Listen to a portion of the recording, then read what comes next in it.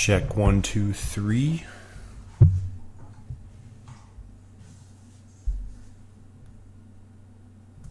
Check testing 1, 2, 3.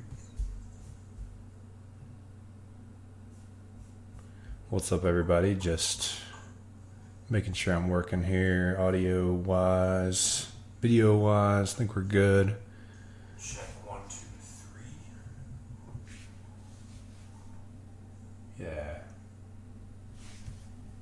Using a new software called Streamlabs to stream on YouTube and share your screen. Never used this before. It's kind of cool. Anyways, welcome to the 3-day Launch Your Coaching Business Challenge. I'm really excited to have all of you here with me. I've been working on this for a while, and I want to kind of start out by just sharing a little bit about what we're going to learn over the next 3 days, like why you should care in the first place, and what you stand to gain from it. Sound good? So what's possible for you over the next 3 days? Well, this online coaching space is complex, and it's hard to know how to put the puzzle pieces together. Coaches lack a lot of confidence and certainty in themselves internally, and then lack clarity on actually what to do. Like, if I have an hour to work on my coaching business, what activities should I work on, and what's not going to make a difference? We're going to clear all of that up for you over the next 3 days. Today, we're going to lay the foundation to help you get that really genuine, authentic confidence. And then the next day, we're going to cover like choosing your niche, determining your ideal client, determining like the outcome or the result that you can get for that person. And then the last day, we're going to put it all together with what I call the 4-part coaching blueprint, which is what I wish someone would have taught me on day one when I sat down to become a coach 8 years ago. Man, I've wasted so much time and money on programs and learning and things that didn't really work for me. So I'm going to share like what I would do if I had to start my business over from scratch today. Why you should listen to me. I've been in the coaching space for 8 years. I started out as a real estate investor, investing in rentals, and I bought a few dozen rentals, and then I wanted to help other people do that. That's how I got into the coaching space. So for about 4 or 5 years, I was a real estate investing coach. I grew that business to doing multiple 6 figures per year, served hundreds of clients. And, I had a lot of failure in that business as well. I tried every strategy under the sun. And then when I pivoted to helping coaches, I grew that business to doing 6 figures as well. And it's really a repeatable framework that I've discovered at this point that I want to share with you all today for free. Cool. And what we're going to cover, I think I went over that already. And again, what you stand to gain from this challenge is you're going to have a huge increase in your confidence and your certainty. I'm going to talk a lot about that today, and about how if you don't have that, you don't really stand a good chance of succeeding in this industry. You're going to have clarity around your niche and your ideal client, which is crucial if you want to put any kind of messaging out there to the world and have it actually resonate with people. And you're going to have clarity on how to come up with an offer that you can sell with conviction. Coaches really suffer from something called imposter syndrome, where they just don't feel worthy, they don't feel credible, and that is what we're going to fix today. We're also going to leave you with a clear executable blueprint on what to do each day from now on. So you have, like I said, you have time to work, and you actually know like what you're building. One of my mentors said it's almost easier to be a doctor than it is to be in the online coaching or creator industry, because doctors have a path to follow that leads them to being a doctor, and there's always clarity on what the next step is. And there's really not that in our industry. So I'm going to lay that out for you actually on day 3. Cool. All right. With all that aside, I want to hop into the 4 principles to help you develop confidence in your coaching abilities. This is the foundational stuff, a little bit of mindset, and I'm going to ask you to make some commitments today, or not, but without making those commitments and adopting these mindsets and these philosophies that I'm about to share, you really don't have a great chance of succeeding as an online coach. Okay, I'm just being real with you because I don't want you to start something that you're ultimately going to quit. It would be better to not start at all. So today we're going to talk about how to make that decision, and once you've made that decision, to make those commitments permanent and forever. Cool. So the other day I was reading, I actually have a copy of it on my bookshelf up there. It's called Magnetic Marketing. It's by Dan Kennedy. It's a great book. And he was talking about understanding your customers' deepest desires. Like, for example, if somebody, they have they want a bikini body, well, what they really want to be is the envy of all of their friends, right? And often what coaches really want, he actually, luckily for me, he talked about that in the book, just happened to say, people that join coaching programs and stuff like that, they don't really want strategies or tactics or any of that kind of stuff. What they actually want is confidence. They want certainty that the effort they are putting in is going to actually pay off. And that really struck me when I read that. Because if you think about it, he's right. If you had 100% certainty or confidence that what you're doing would lead to a profitable business by a certain time, like 100%, you'll be making 6 figures within 12 months. You just have to keep showing up and doing the work. Well, how much more likely would you be to take action or to continue to persist? If there was such thing as a guarantee that you would get results, pretty much nobody would ever quit. I mean, why would they, right?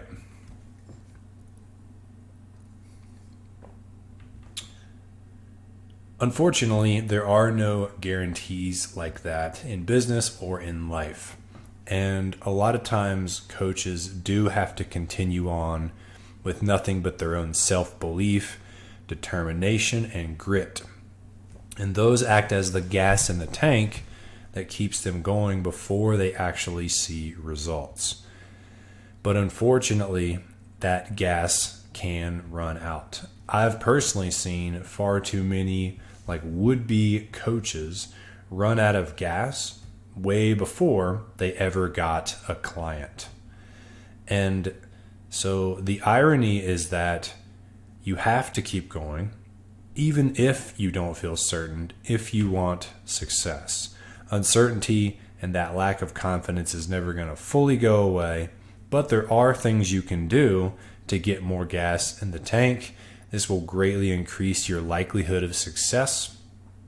And I boiled this down to 4 core principles to get more confidence and certainty. So these are the things that if you were to work with me one-on-one, I'd be instilling in you from day one to set the proper expectations and the proper commitments that are going to be required to actually have a real coaching business that's going to pay your bills and make a difference in the world and all that stuff, because it's not as easy as everyone likes to make it seem to be.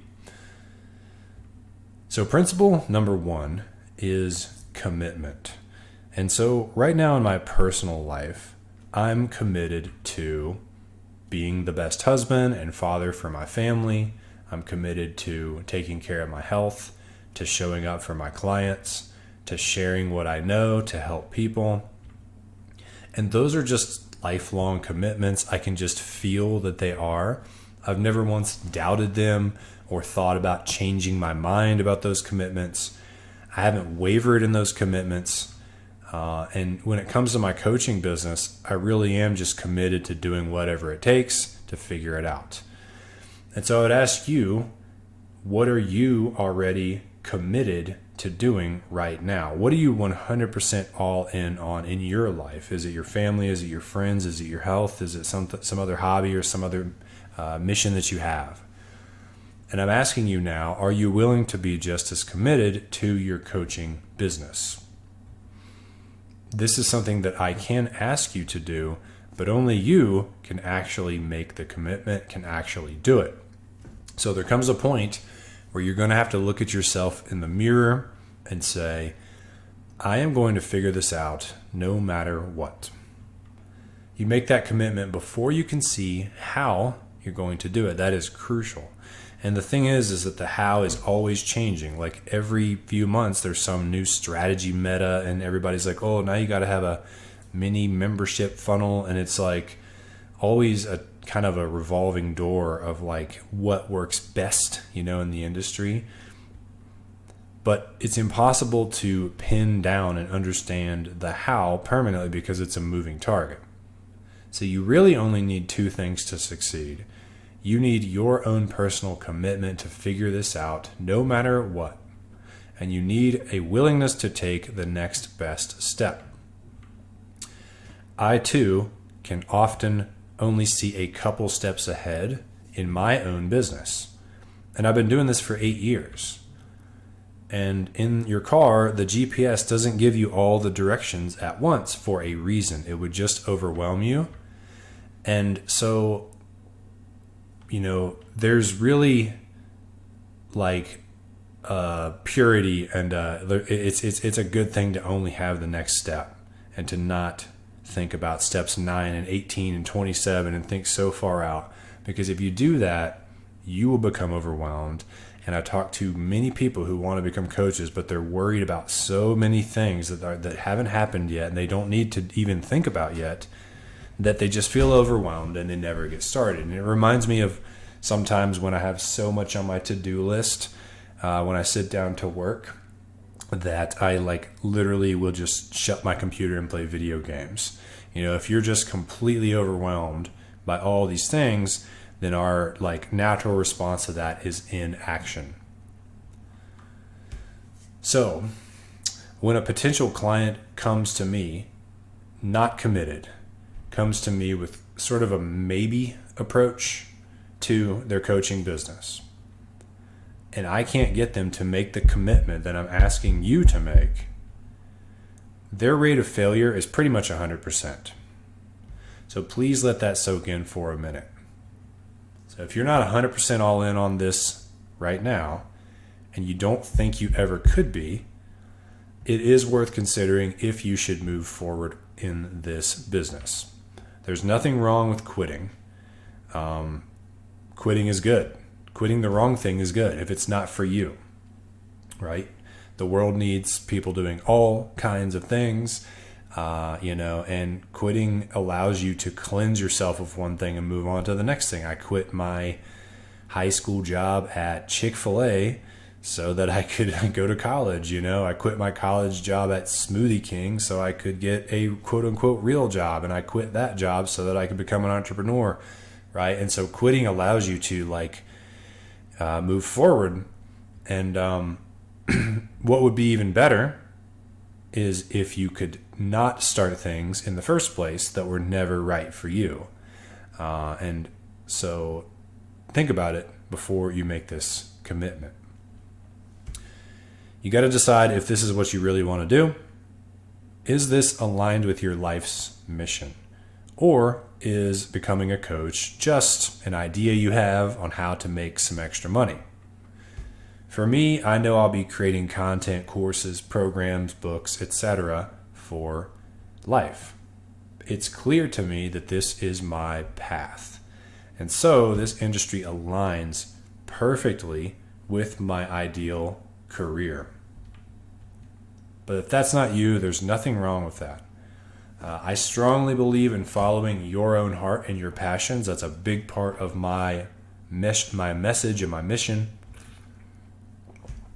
And if this ain't it for you, your chances of success are low. This is not something that works in 3 weeks. There's no business that works in 3 weeks, okay? Which is why you really don't get into business for the wrong reasons, like I just need money, because you won't have the persistence to see it through until the money will actually come. So it's really a lose-lose if your heart's not in the career decisions that you make. So I encourage you to think about stopping before you start. I know this is sort of like a lot, but we're going to move on to some cool stuff in a second, but I'm just having a gut check with you here.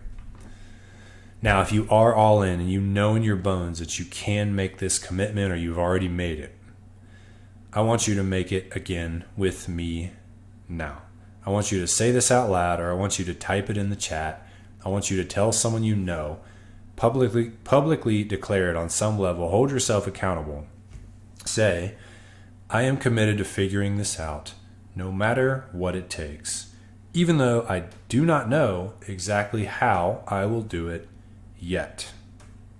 That is the commitment that is required for this to work. All right, we good on that? Cool. Now, principle number 2 is adopting a long-term mindset. So I recently paid $6,000 to work with Ali Abdal. He's got 4 million YouTube subscribers to help me grow my tiny YouTube channel. One of the first lessons he taught me was you got to post at least one video per week for at least 2 years. I was like, damn, that's a lot. That's a long time. You know, I didn't really expect that because we all want quicker results with things, right? But that's like kind of the truth when it comes to success on YouTube.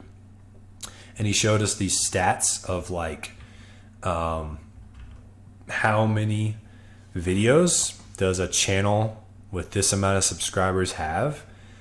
And you see like a channel with 1 million subscribers on average has 3,800 videos. That is so many freaking videos. And so if you start a YouTube channel for your coaching business, you can screenshot this. And this is like approximately the subscriber count you could expect based upon the amount of videos you've made. So even just to get from 1 to 10K, it's 150 videos. So that is a ton of work in and of itself.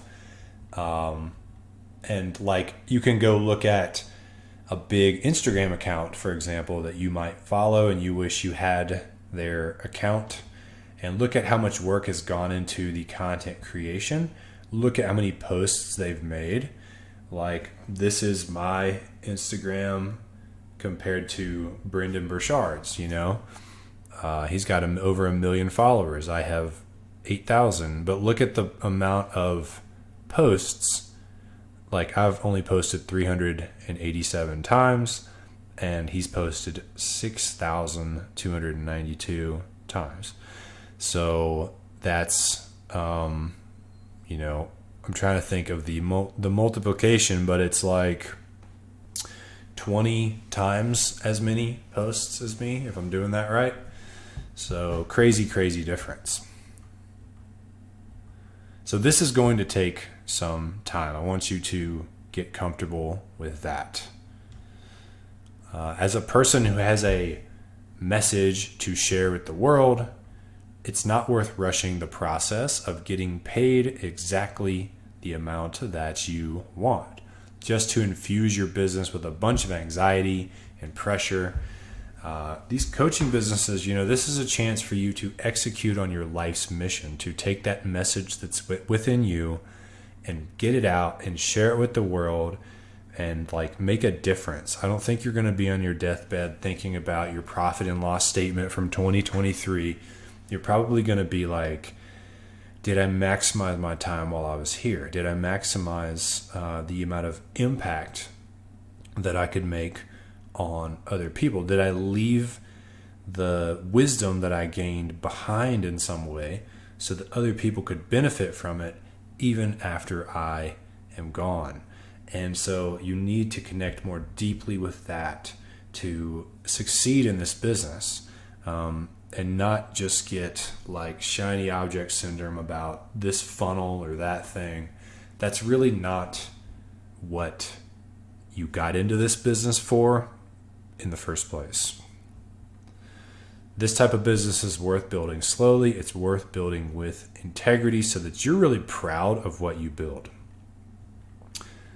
If you're not a full-time coach now, if you have another job, I'm going to tell you, don't quit your job yet. Don't put pressure on yourself to make your coaching business work ASAP or anything like that. Just like Ali thinks about his YouTube channels, I want you to think about your coaching business on a 2-year timeline as well.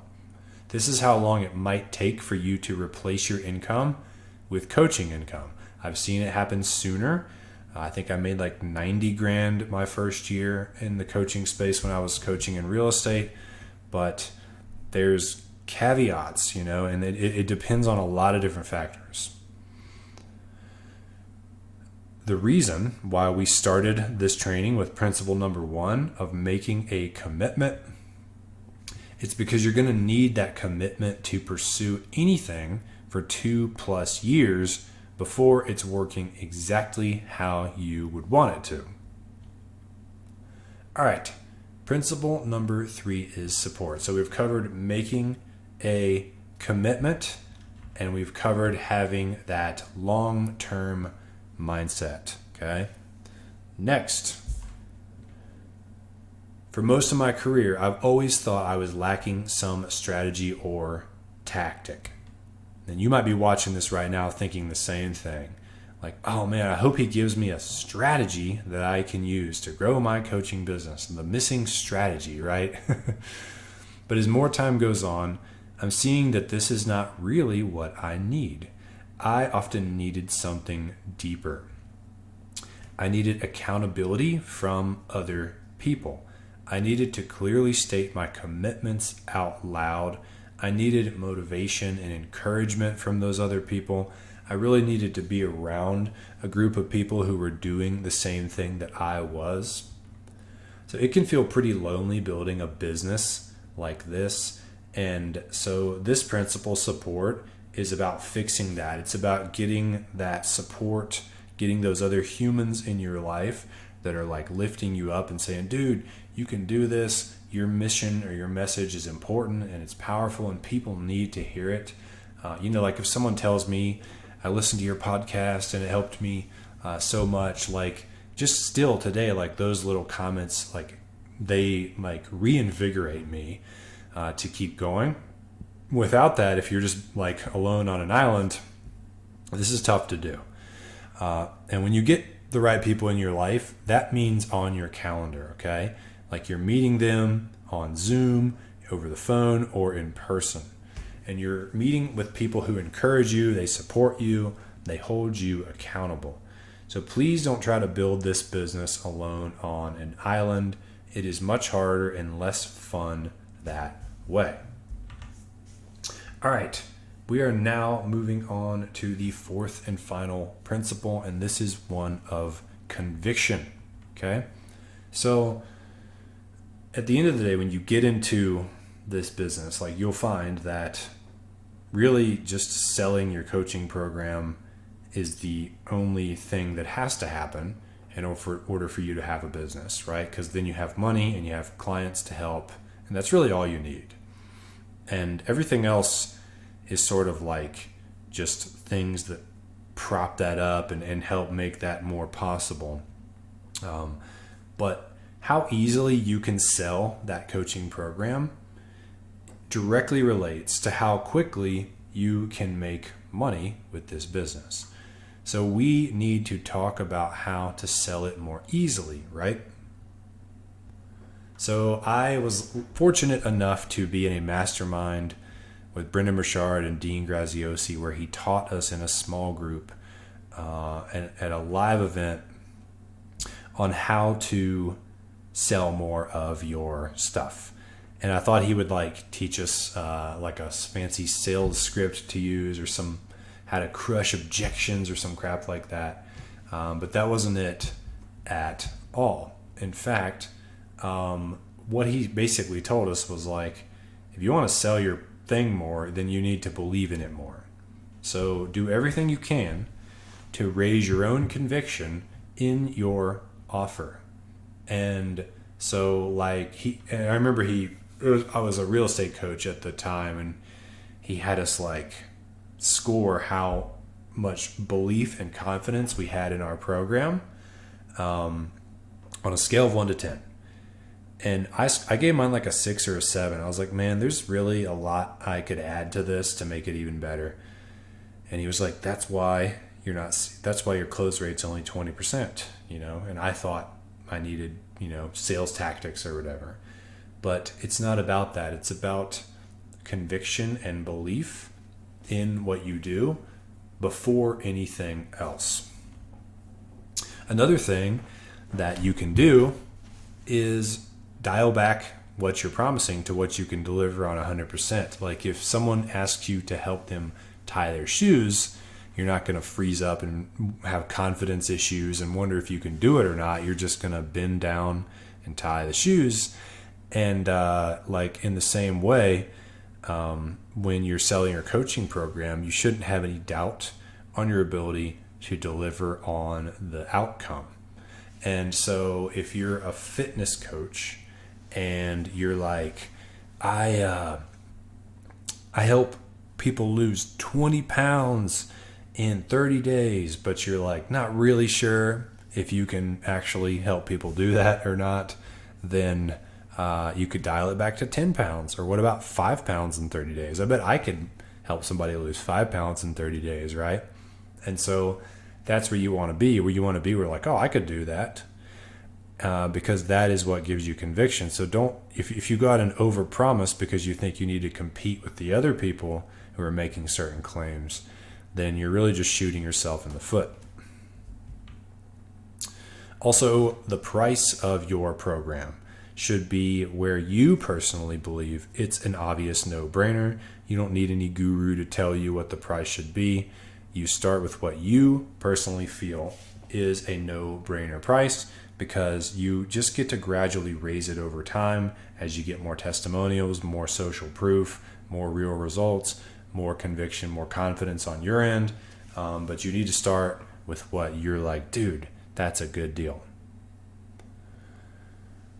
So we're trying to find, when it comes to your coaching offer or program, what is your entry point into the market where you've already got 100% conviction in yourself and you're not just like, I feel icky and slimy like a snake oil salesman, and I'm just, like, you shouldn't feel that way.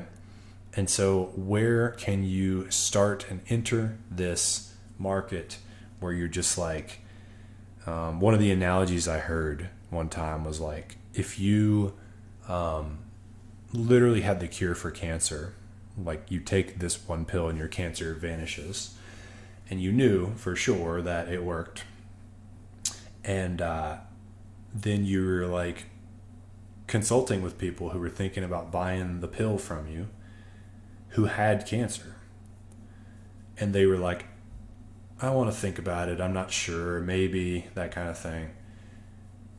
How hard do you think you would try to get them to buy that pill?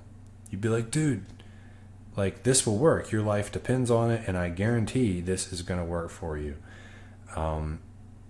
You may not be able to, that's an extreme example, but like as close as you can get to that when it comes to selling someone on what you do, that is just going to help make all of this work so much easier, okay? And so don't go out and try to overpromise. Just start with where you are. Where are you 100% convicted in what you do today? All right, so putting all of this together.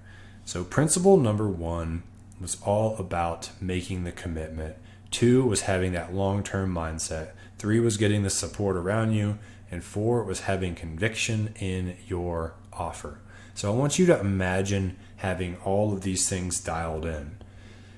So number 1, you're committed to figuring this out no matter what it takes. You are all in. You are 10 toes down.